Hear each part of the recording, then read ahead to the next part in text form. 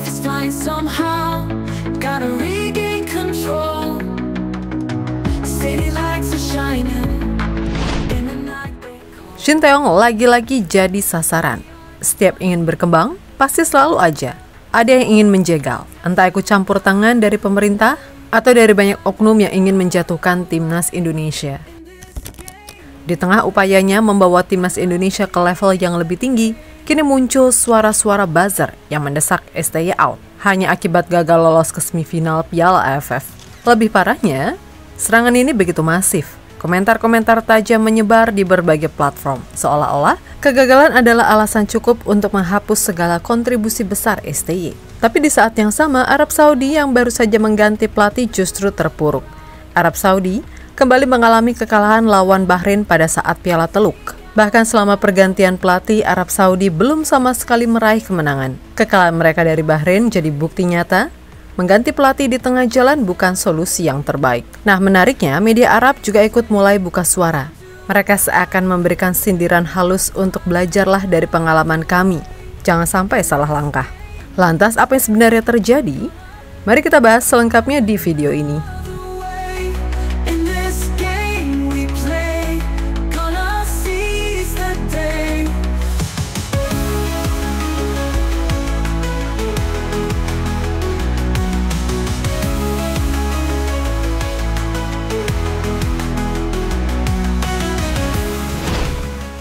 Sudah banyak pencapaian luar biasa yang diraih oleh timnas Indonesia di bawah arahan Shin Tae-yong sepanjang tahun ini. Mulai dari lolos Piala Asia tahun 2024 jalur kualifikasi, masuk 16 besar ASEAN Cup 2024, lolos Piala Asia U19 2023 jalur kualifikasi, lolos Piala Asia U23 2024 jalur kualifikasi, semifinal ASEAN Cup 2023, mendapatkan tiket otomatis Piala Asia 2027, dan untuk pertama kalinya berhasil lolos ke round 3 kualifikasi Piala Dunia.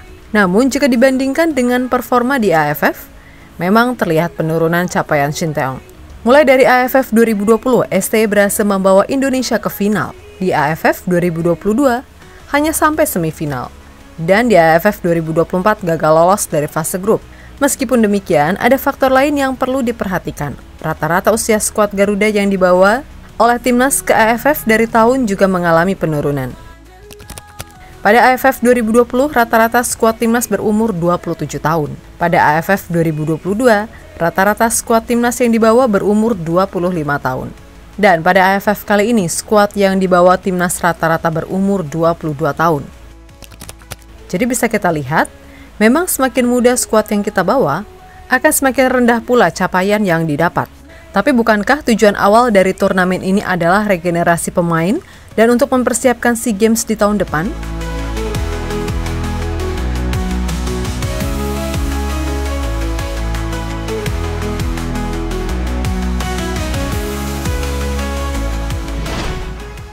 Nampaknya semua prestasi dan pencapaian yang Coach Shin raih seperti tidak berarti apa-apa di mata orang-orang yang memang benci terhadap STY. Baru-baru ini, gerakan tagar #STYOut dan #STY tanpa diaspora 0 mulai muncul dan masif di berbagai media sosial. Namun sepertinya ini adalah suatu gerakan buzzer. Pasalnya beredar pula ajakan-ajakan untuk membuat komentar STYOut dengan iming-iming imbalan upah. Hati-hati aja kalau ada yang diajak ini, soalnya ini orang udah terbukti nipu. Kasian nih orang-orang yang mau jadi buzzer malah ketipu nggak jadi cair. Tapi ada yang menarik, di mana kelihatan banget jika mereka nggak ngerti bola. Lihat aja briefnya mereka bagikan. Di situ tertulis STY dianggap tidak kompeten selama 8 tahun. Padahal STY bersama Timnas Indonesia belum ada 8 tahun. STY baru bergabung Timnas Indonesia akhir tahun 2019 atau memulai karirnya di Januari 2020. Artinya STY baru 4 tahun bersama Timnas ya bro? Bukan 8 tahun. Jauh kalau typo mah. Padahal ya, di era Iwan Bule, STY bisa bawa Indonesia ke Piala Asia jalur kualifikasi dengan pemain diaspora yang tidak semasif sekarang. Jadi keliru kalau para buzzer menyuarakan STY tanpa diaspora 0. Apalah dengan minim taktik, minim strategi, dan sebagainya. Padahal selama mentas di Asia, inti dari semuanya adalah target. Dan STY bisa penuhi semua target hingga kontraknya diperpanjang sampai 2027. Tapi kenapa di turnamen yang katanya bukan prioritas, yang liganya masih berjalan berakibat sulit milih pemain, yang akhirnya diputuskan bersama memainkan timnas U22 lalu diributkan. Entah kenapa gagal di AFF malah jadi STY yang disalahkan. Padahal kalau nggak suka tinggal disampaikan, bukan malah order buzzer. Sampah banget, jadi nggak sehat.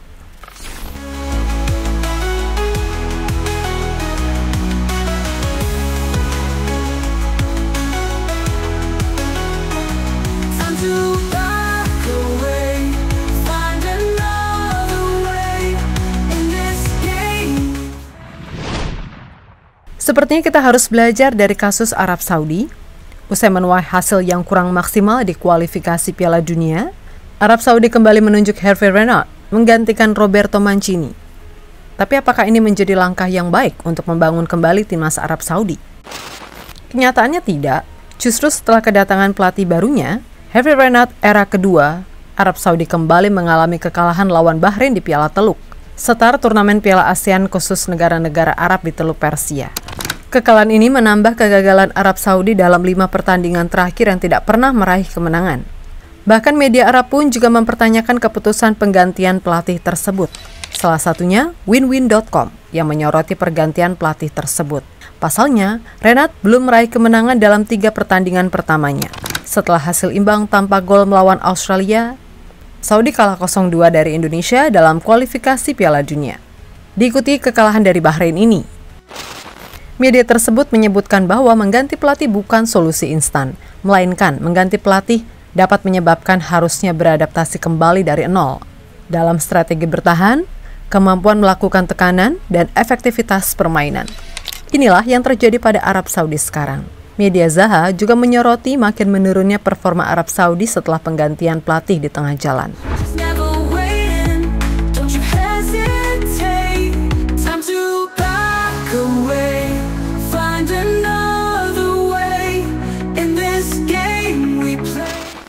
Dari sini media Arab secara tak langsung sudah memberikan kita pelajaran bahwa mengganti pelatih tidak sepenuhnya akan berhasil. Apalagi ini adalah turnamen AFF yang notabene bukanlah prioritas. Tujuan awalnya juga sudah jelas untuk regenerasi, pemainnya berbeda dengan pemain senior. Sangat tidak logis apabila kita berkaca ketorehan STY selama 2024 ini. Lalu minta STY dipecat begitu saja dengan alasan timnas gagal di AFF. Stay with STY.